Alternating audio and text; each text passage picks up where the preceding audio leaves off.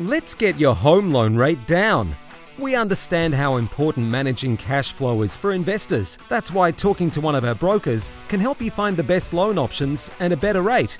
Your Finny loan expert will assess your loan and quickly spot a better option if it's out there.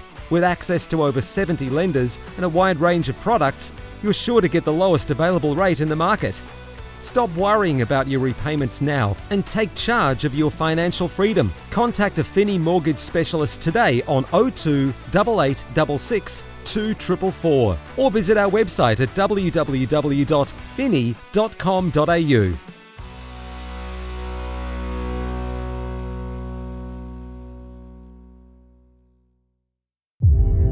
This is a Momentum Media production.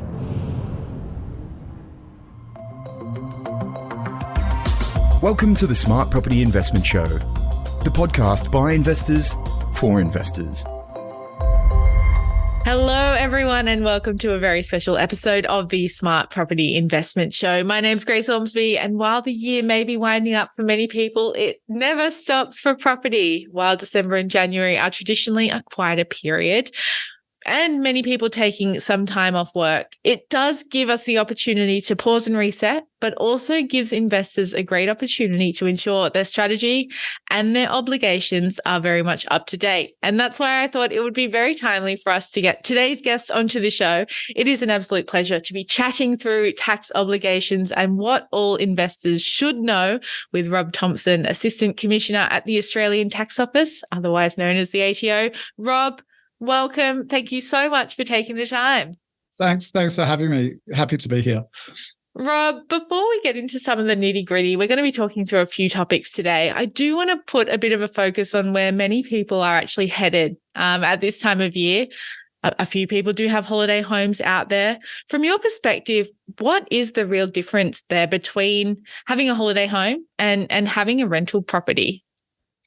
Yes, so from a tax perspective, it's how you use the property that distinguishes really between a holiday home and a rental property, not where it's located, but the actual use of it. And so generally a holiday home is a lifestyle for lifestyle purposes. It's a long-term investment that you use for yourself, your friends, and your family. And even though you may put it, up for short-term rent for periods of time, it really is you're using it for lifestyle purposes. While a rental properties, on the other hand, could be described as generating regular rent at a kind of commercial rate, whether it's a short-term or long-term leases. And there are specific rules that apply if you're trying to find tenants, but where the property is vacant. But let's be honest, vacancy rates are pretty low at the moment, right? So this isn't as common as it was a few years ago. But, I think what we'd say is there's lots of people looking for somewhere to live. So there's much less of that. But, I think what we take into account is really the overall use of the property and how it's being used by the owners. Short-term rentals have been a pretty big topic over the last little while. Obviously, the rise of things like Airbnb and stays, and then we've also got the lens of this rental crisis and whether we should be using places for holiday accommodation or whether they should be long-term rentals. Can I get you to expand on how you guys see what a short-term rental actually is? Because I think that's probably worthwhile for our listeners to get an actual sense of. Sure. So look, from a tax perspective, short-term rentals are similar to long-term rentals. It's just that tenants stay for a shorter period of time. So we've seen quite a big uptake on this rental strategy from property owners over the last few years, with owners using platforms like, Airbnb, Booking.com, Stays, and the rest to rent their property out. Look, some landlords are choosing these platforms because they believe there's a potential to make higher returns when the property is rented out on a per night basis rather than, your kind of more traditional 6 to 12 month leases that you would have seen and you still see with some long-term investors. Whether it's rented out on a long-term or a short-term basis, it really doesn't change from a tax perspective, actually what expenses you can deduct. You're free to kind of choose the strategy that suits kind of your investment goals and your risk appetite. But the biggest thing to remember is to apportion those expenses according to any private use or any other non-income use of the property.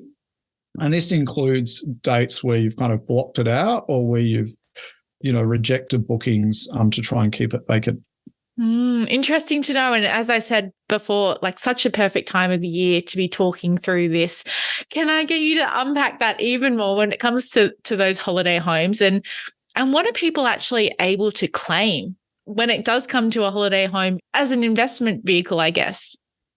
So if you're renting out a property, you can only claim the deductions to the extent that they're incurred for producing rent, right? So that's pretty technical jargon. You're probably going, what do you really mean by that, Rob? And essentially what it means is if you're generating rental income or making active and genuine attempts to generate rental income, you can claim all the usual rental expenses for that period. If you're not doing this, then you can't claim. So in reality, it's not always that easy and there's never a one size fits all. But the bottom line is you might need to apportion your expenses. And our website has lots of specific information and examples around how you need to apportion this. And if you're not renting out your holiday home, then you can't claim the rental deductions. But you also need to think about keeping your records for the purposes of capital gains taxation. And we see a lot of people kind of struggling at times not to forget to keep these records. Yeah, I bet. And to anyone who is listening, I would be writing notes about all of this. Very, very important information. And as Rob said, check out the information on the ATO website.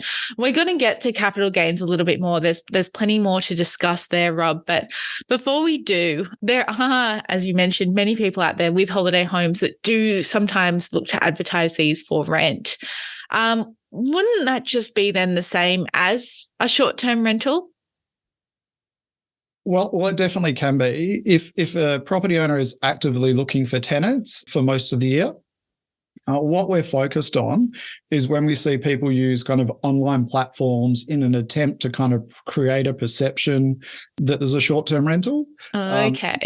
Yeah, so that's what we're focused on. And we've seen some cases where properties are advertised online, but there's really some heavy restrictions to discourage actual potential renters from using them. We've seen things like, excessive kind of minimum stays, reduced availability, so kind of where the owner's blocking out, periods such as the Christmas holidays and Easter, and charging higher rental rates than equivalent properties kind of in the area. So they're all things that will spark our interest. I think the main thing I'd like to make clear is that if you're not actively renting your property in a way that can really attract tenants, then you probably can't claim the expenses for that time period. Really, you can't use the tax system to fund your holiday home, right?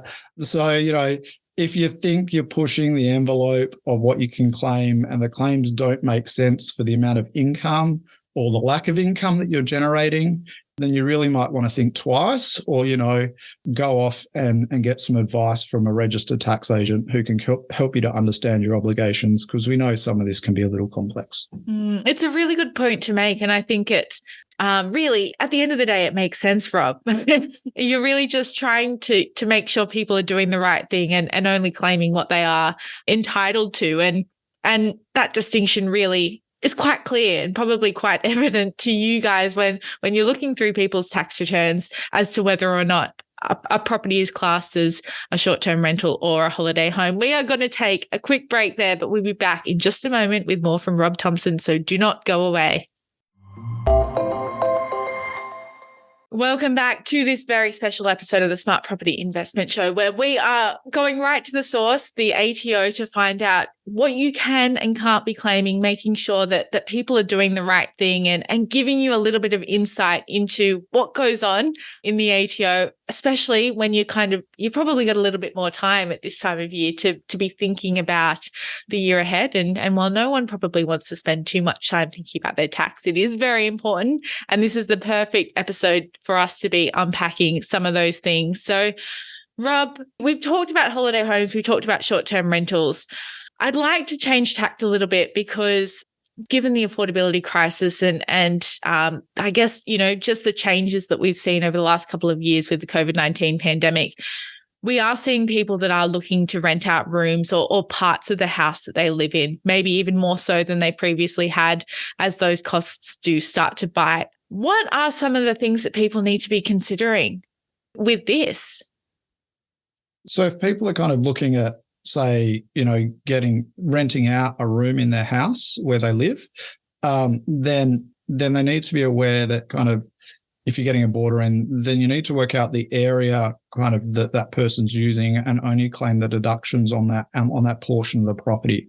So we have some fact sheets for our investor we have some fact sheets in our investor toolkit that explains how you can work this out and the types of things that you can claim, along with any capital gains tax obligations that you kind of need to know about in making that decision around whether you want to, get a boarder in or rent out a room. And I think you're also going to be able to find information about renting out a room in the show notes as well. So if you are thinking about it, please look at those resources and have a think about the tax consequences in making that decision. However, if your kids or your relatives are paying some of the money towards, shared expenses in the family home, it's usually considered private and domestic in nature. I'm pretty sure when I was at uni, I cost more than I ever paid my dad in board. But, that money doesn't attract income tax and deductions, and it can't be claimed as an expense on your tax return. Good to know about the family and the relatives thing. And then again, for anyone that is thinking about looking to bring in a boarder or something like that, there are things that you need to be paying attention to. Good to know that there's some assistance out there on the ATO website with that toolkit and the like. And coming back to what we were talking about a little bit earlier, Rob, and you had mentioned capital gains tax, which some people do know better as CGT, which many people do seem to forget about until they sell up or, their circumstances change and they don't know where their paperwork is or their records, and all becomes a really, really hard thing all of a sudden. Should it really be that hard? I think what I would say is that's right. Like people sometimes, because you don't have to report your CGT when you're filing your tax return every year. It's not until you dispose or sell of the asset sometimes that investors start to think about the record keeping requirements. And, it can be, as we said, it can be complicated. And so if you don't start keeping those records right from day one, then when you go to dispose of it, you can find yourself in, issues around trying to think about around those tax consequences. And this is even for investment properties like holiday homes that we've talked about earlier. So what we'd say is make sure that you think about keeping your records from day one, and that can make the whole process a little bit easier when you then, get to the point and have to calculate any capital gain or loss on the property. If you've lived in the property first, we'd also recommend that getting a valuation on any property before it goes on the rental market. And this is regardless of it being long-term or short-term. So no matter kind of how you're leasing it out. And this is a way to have a cost base to start working from. And look, there are a lot of things that you can't claim on your tax return in the year that the expenses are incurred, like initial repairs, renovations, and costs associated with owning the property. And this is where your record keeping is really going to come in, as these are things that can help to reduce your cost base when you sell. And so once again, keeping records are key. I think what we'd remember is you can't double dip, right? So, good party etiquette. You go to a party this summer, you don't double dip your chip in the guacamole. Same thing goes with your tax, right? So if you've claimed something as a tax deduction on your property, then you can't use that for CGT or capital gains tax purposes as well later on when you go to dispose of the property. Well, there you go. Some pretty interesting insight there. And I guess I'll second what you're saying, Rob, with get your affairs in order. Whether or not you're planning on selling this year, don't wait until you do make a sale for these kinds of things to come up. It's probably a bit easier if you take the downtime that you've got at the moment to be looking at some of these things and making sure that you even just have that documentation at hand. Rob, I'm guessing some of this is also the case for anyone who is selling, who has rented a room out. Like all of it probably gets a little bit more laborious. There's probably a few more things to be thinking about there. That's right, Grace. And so, if you've lived in the property at any time and you go to dispose of the property, then you also need to consider the main residence exemption, which can apply, but it will only apply to one property that you've lived in and where you haven't generated income in it. Then you don't have to worry about CGT. But also, as soon as you produce income from renting it out, even part of it, or run a business from it, then you're only entitled to part of the main residence exemption. And you can only have one main residence at a time. So if you own a home, but you also have a holiday home, capital gains tax will apply when you sell your holiday home, even if you rent it out, because this is an investment. But, our new fact sheets on CGT and main residence, again, part of our investor toolkit can help you. It covers over 20 different scenarios that you can consider. So lots of different scenarios, and can be found at ato.gov.au/MRE fact sheet. There you go. That's a pretty useful tip there to everyone who is listening along. Make sure you go check out this investor toolkit. That's your first port of call if you have any questions tax related. And as you mentioned earlier, Rob, speaking to a registered tax agent is obviously going to be quite helpful when wading through this as well. We're going to take another break there, but don't go away. We've got plenty more questions to ask of Rob, especially around the data matching program that we've heard a lot about this year. So stay tuned. Welcome back to this episode of the Smart Property Investment Show. I am joined by Rob Thompson, the Assistant Commissioner over at the ATO. And Rob, it's been so enlightening to chat with you today. And I think all of our listeners will agree that you've been giving some great insights into what people can and can't claim and what they should and shouldn't be claiming as well. I want to change tact again a little bit because obviously you are the expert here. It's an absolute pleasure to be picking your brains. But something that we've heard a lot about recently is the ATO's data matching program. And I'm curious if you can tell us a little bit more about this and where you actually are able to be getting data from. Yeah, so this year we've announced that we've kind of got 2 new pieces of data sources for our data matching program as it applies to investment properties. And this is our residential investment property loans data, which we call RIPL. So we don't need to say that every time. And also our landlord insurance data collections. So from that, we're expecting to get about 1.7 million people or data on 1.7 million people from our investment property loans data, and 1.6 million people from the landlord insurance each financial year.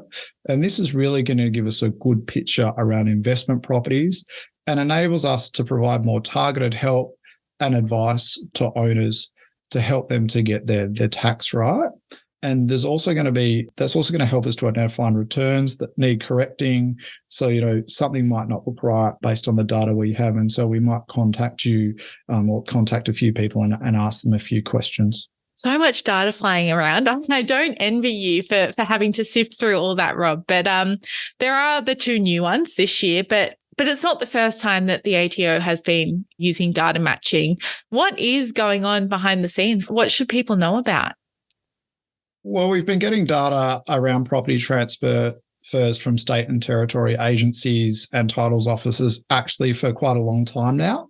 And we also get information from property managers, rental bond information, and we'll soon be able to collect the data from the sharing economy platforms that offer the more short-term accommodation that we talked about a bit earlier, like your Airbnb and your stays.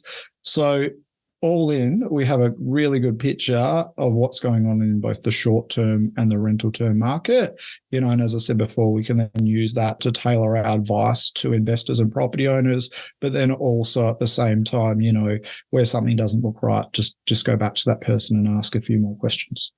It's a good reminder to people that they need to be keeping this documentation themselves and making sure that they're up to date with what's going on, because that information is also out there. Where to from here, Rob, for anyone who is thinking about the next steps? Hopefully this episode has given them an opportunity to think about what they're going to do from here. And obviously the tax year does not stop. People will need to start getting their affairs in order at some point. It might as well be now. What should they be doing? Yeah, so Grace, we know at this point that a lot of taxpayers are starting to bring together their kind of property investment documents for their tax agents because, they lodge through tax agents. And so it's just a good reminder for your listeners that they're actually ultimately responsible for the information that's in their return. And so they need to provide their accountants with the context of the documents so the right amounts can be reported in the tax return. And look, we understand it can be confusing when lodging through an agent or even through MyTax. So our aim is really to help people understand their tax obligations so that they can report correct the first time. And they don't need to hear from the tax office again, right? We're not going to come and ask them any questions, and what we're really focused on is helping everyone to get it right so we can reduce the incorrect reporting that we're seeing from rental property income and deductions, which contributes to about $1 billion a year on our individual's tax gap. Now, you'll probably ask, well, some of your listeners might go, well, what's a tax gap? So our tax gap is the estimate of the difference between the amount of tax that the ATO collects and what would be collected if all the taxpayers were fully compliant with the law. So in this space, as I said before, we see about $1 billion difference there. And that's why we just want to make sure everyone's aware of their obligations and is informed. That is a huge gap, and it needs to be a fair playing field, and people should be claiming the correct amount of tax. So make sure you're doing it right, because it's much easier, I think, and much less stressful if you get it right that first time and don't have to deal with people like Rob for more questions being asked. But Rob, I really, really admire even just the fact that you've come on this show today to be able to share some insights, to clarify some things for people. It's been really great to have a chat with you, and we could probably do another whole podcast of this on its own. And just as well, we do have you booked in for next year, because there's probably going to be a whole lot more things that we can be running through. What are some of the other topics that are of interest and would be relevant to property investors? Yeah, thanks, Grace. And looking forward to coming back again in February and talking a little bit more about some of this. So a couple of areas that people find difficult is claiming interest on their loan and for their rental property. And that's particularly where they've bundled that loan with some personal items as well, such as perhaps they've used some of the money to go on a holiday with the family. And you can only claim the portion of the interest that actually relates to the rental and not the private expense. And that's for the life of the loan. And so this calculation can be quite, taxing on investors and typically needs to continue for the 25 or 30 year period of the loan, even where, the car or the holiday that you've used feels more like you've paid it off. So that's one area. And then people often get repairs and capital works confusing. So I'll try and chat about the difference between those, including kind of what's an initial repair and how that is treated for tax purpose. Of course, there'll obviously be more, but there's some of the topics that we think we can come back and discuss. Oh, amazing. So excited to have another conversation with you, Robin. Feel free to anyone who is listening that has any questions around those topics or anything else that you feel is quite complex in having a rental property and making sure that you are dealing with your obligations correctly, send them through. We'd love to chat through them with Rob in the next episode. And even if you have any questions off the back of what we've talked about today, we can look to revisit these topics too when we do sit down again. But thank you so much, Rob. We've covered so much information today. And obviously, this is probably a topic that you are talking about each and every day, and we could be talking for a lot longer on. Where else are listeners able to go if they're looking for more help and insight and clarity into some of the things that have been discussed? So if your listeners are looking for more help, I've mentioned today different fact sheets in the investor toolkit that we have. And there are more that are in that toolkit as well. So definitely this is a good resource to use. And you can find that on our website at ato.gov.au/investor toolkit. We also have a series of videos on rentals that can be useful information for property investors. And that can be found at ato.gov.au rental videos. I've also mentioned the website content around holiday homes, which actually has a lot of information and examples about, what your investors can and cannot claim in terms of deductions. And that can be found at our website at ato.gov.au/holiday homes. And, if you're going to lodge your own tax return, we've got some videos as well that show you how to lodge your capital gains tax using MyTax at ato.gov.au/CGT videos. So lots of content there available on the ATO website that can really help investors, both, when they're renting out their property, but also when they go to dispose of their property. But I think what we'd really like to make sure everyone understands is to remember it really comes down to having records to back up your claims and give a complete and correct information to your tax agents if you're lodging through a tax agent. We want to help you to make sure you understand your reporting obligations, but ultimately it is the responsibility of the investor to ensure that their tax return is correct and complies with the law. So much information there and resources and help available. Go check it out. Rob, thank you so much for taking the time today. Enjoy the rest of your year. I'm very much looking forward to chatting with you, sitting down early next year and having another conversation around how people can make sure that they're doing a better job of putting together their tax obligations. So thank you so much. Thanks, Grace. Happy to be here and look forward to talking to you again next year. To everyone who is listening along, we hope you have enjoyed this episode. Like or review us on whatever platform that you do listen to your podcasts on. And if you have any questions for the team here at Smart Property Investment or for Rob that I can pass on in our next conversation, editor@smartpropertyinvestment.com.au. Subscribe to our website if you have not already and check us out on social media, Facebook, Twitter, LinkedIn and Instagram. Until next time, stay safe and well wherever you're listening from. Bye-bye. The information featured in this podcast is general in nature and does not take into consideration your financial situation or individual needs and should not be relied upon. Before making any investment, insurance, tax, property or financial planning decision, you should consult a licensed professional who can advise whether your decision is appropriate for you. Guests appearing on this podcast may have a commercial relationship with the companies mentioned.